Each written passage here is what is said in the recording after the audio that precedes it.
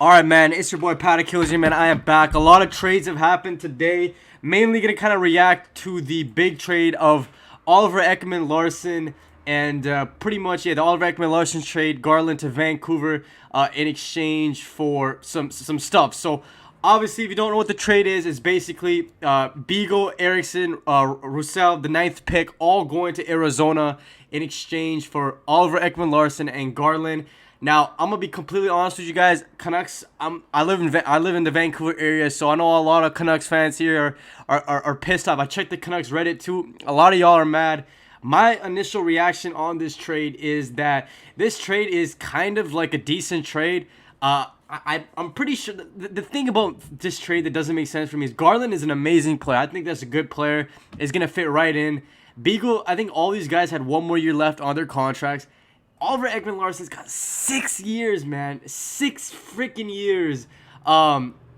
6 years of just pain, bro. Like, no, like it's just 6 years of just total pain. Because like, look at this. This is one of those trades. Like, I feel like that. Like, hold on. I don't know what this tweet is deleted, but right here is basically like here.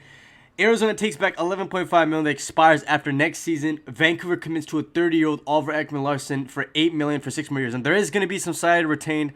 I think it's like 1 million. So I think 1.25 million salaries retained. So it's going to be like 7 million for 6 years. That is still horrible, especially if Vancouver does not win a Stanley Cup in those 6 years. This is not a good trade. However, if the Canucks do manage to win a cup, I mean, this is one of those trades where I feel like we're going to come back to this trade in a couple years. 2-3 years, we're going to come back to this deal. And we're going to be like, Jim Benning, man. Or we're going to be like, this is a good trade. So this is one of those trades.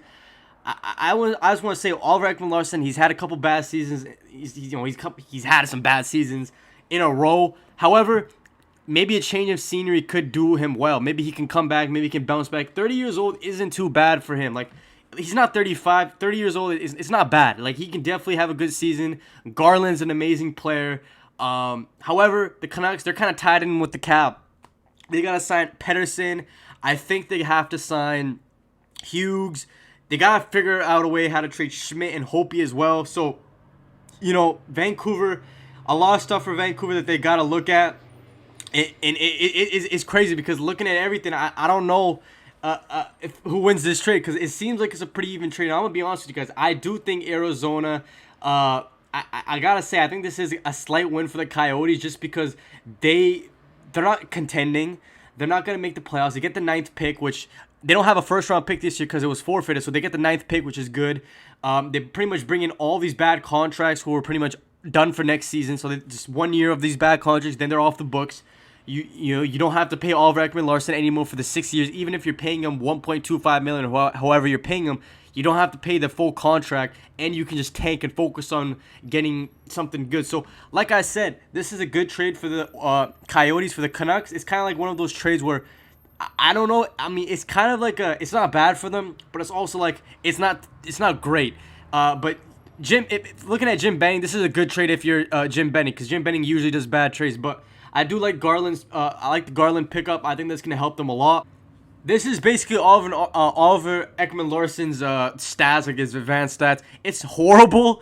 It's not good. Yes, it's not really good, but maybe that can change. Like I said, dude says Oliver Ekman-Larsson acquired by Vancouver is arguably the worst contract in the entire league. He's been absolutely terrible for the past 3 seasons and is getting paid like a #1 defenseman for the next 6 years. So, like I said, it's kind of like a hit or miss trade. I'm one of those people that last year I said maybe Oliver Ekman-Larsson could have a good season with a change of scenery. Like, it could always happen. Garland, on the other hand, let me go back to that. Garland, on the other hand, his advanced stats are insane. He is a good top 6 player. Amazing player for Garland. He's a good player. He's going to fit right in with Vancouver. So, like I said, I do like this. He's only 25 years old. He does need a new contract too, but I do like that trade for Vancouver for that side. Now, I want to also talk about some other trades that did happen today, and it's pretty much Seth Jones with Chicago. Now, if you guys don't know, apparently, here's what Pierre LeBrun tweeted out. He said, meanwhile, hearing that the Blackhawks keep grinding away, trying to spray Seth Jones from Columbus, nothing close, but Chicago's trying hard. I do not want this trade to happen. I want Seth Jones on this team, but I can't. As a Hawks fan, I just do not want to give up DeBrincat or Dak. I cannot. Stan Bowman is known to make dumb trades. I am so worried as a Hawks fan because there's so much things going on with this trade, because I know for a fact that if this trade happens, we're likely gonna give up Kirby Dog. We're probably gonna give up Lucas Reichel. Probably gonna give up some picks, and knowing Stan Bowman, Stan Bowman might give up DeBrincat too. So I do not. I don't know. Like I said, Seth Jones, if he really wants to come to Chicago, we're happy to sign him in free agency. Seth Jones, if he really badly wants to come to Chicago and play with his brother Caleb Jones, he could just he doesn't have to request a trade. He could just come in free agency. But as a Hawks fan, I am worried sick. I even tweeted out saying that I don't want him. Stan Bowman, do not trade for him. Do not do it. I'm just going to give my opinion one more time. It's cool. The Blackhawks should not trade for Seth Jones. This is a bad idea. Like I said, it's pretty bad. He's had some bad seasons. It really depends on what they're trading. Like, I do not want them to trade too much for him. Like, Seth Jones, he's had some bad seasons, but he's a good defenseman. I like him.